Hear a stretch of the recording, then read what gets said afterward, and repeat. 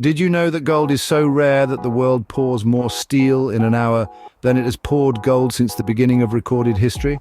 Now let that sink in for a moment. This shiny yellow substance so coveted by many is more than just a pretty face. Throughout history, gold has been a symbol of wealth, power, and status. From the ancient Egyptians to modern-day billionaires, gold has always been a symbol of opulence, but it's not just good for making fancy jewelry or stacking in vaults.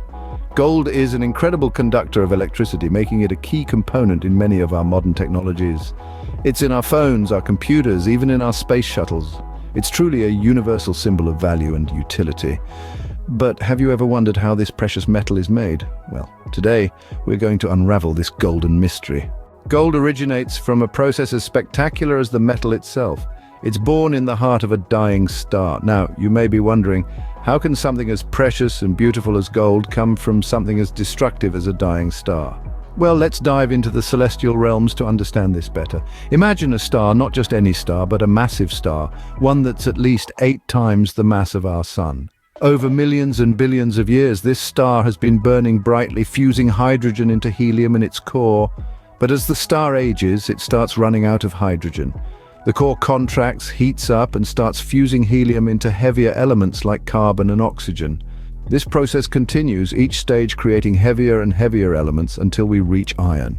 Now, iron is a bit of a stubborn element. It doesn't like to fuse, and so the energy production stops.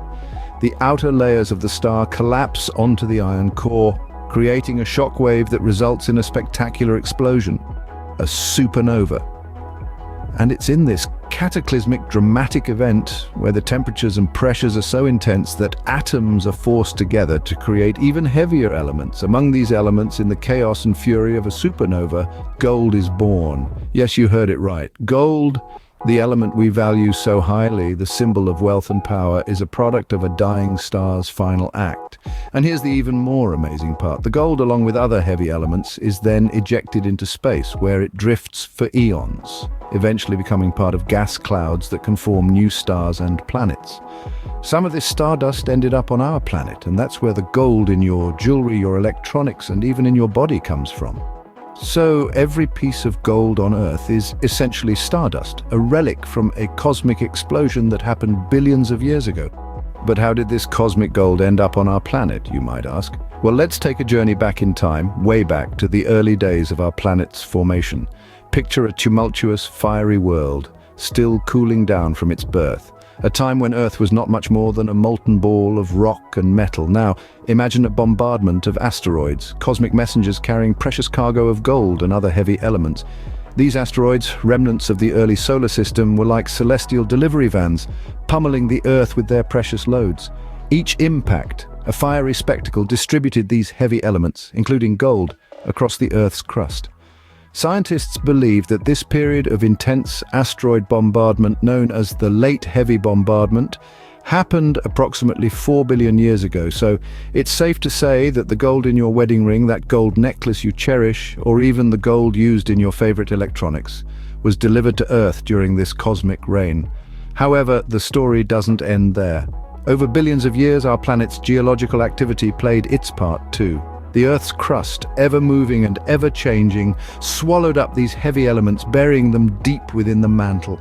There, under immense pressure and temperature, gold deposits formed, waiting to be discovered.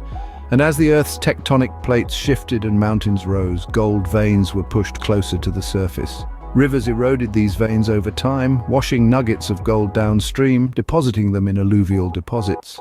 These easy-to-reach deposits are where humans first discovered gold, sparking a fascination that has lasted millennia. So the next time you hold a piece of gold, remember its journey. It's not just a shiny metal, it's a cosmic traveler, a piece of the stars delivered to Earth by asteroids billions of years ago, shaped by the forces of nature and finally unearthed by human hands. So, the gold we mine today has been waiting for us for billions of years, buried deep within the Earth's crust. Now, how do we extract this precious metal from the Earth? The process of gold mining is a fascinating journey, one that begins with prospecting. Prospectors survey the land using geological knowledge and technology to find areas rich in gold. When a promising site is found, the real work begins.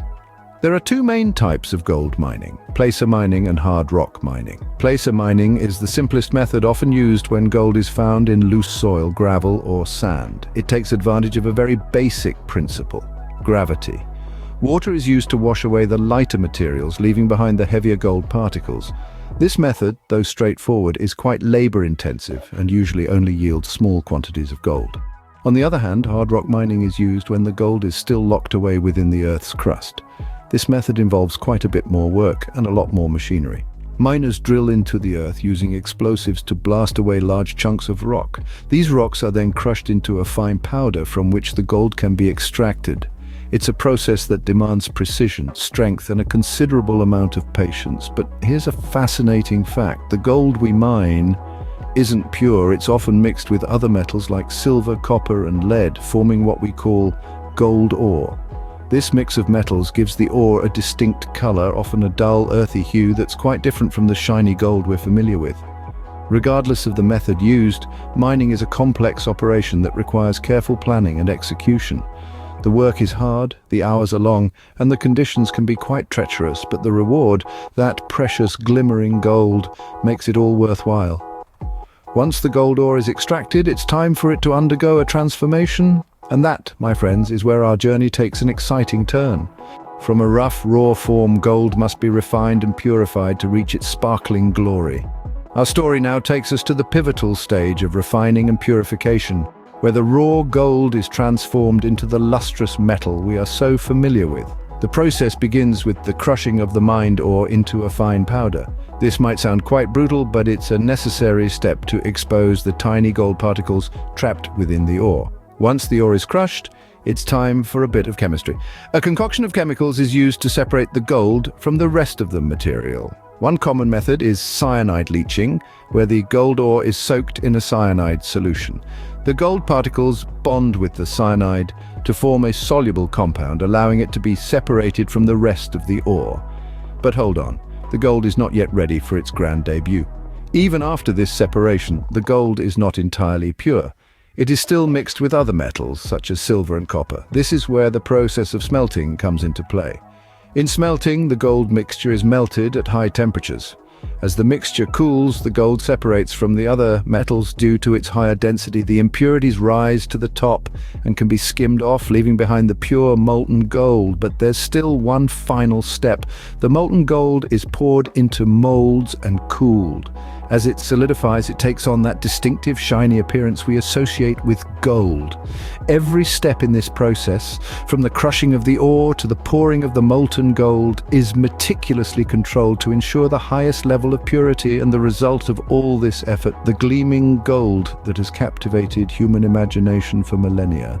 After this rigorous process, what we're left with is the shiny, pure gold that we all know and love. From a star's heart to a miner's hand, the journey of gold is truly remarkable. Born in the fiery crucible of a supernova, gold embarks on an awe-inspiring voyage across the cosmos before landing on Earth. Here it lies dormant beneath layers of rock, waiting to be discovered. Miners, the treasure hunters of our age, extract this precious metal from the Earth, after which it goes through a series of refining processes, shedding impurities and revealing its true radiant form.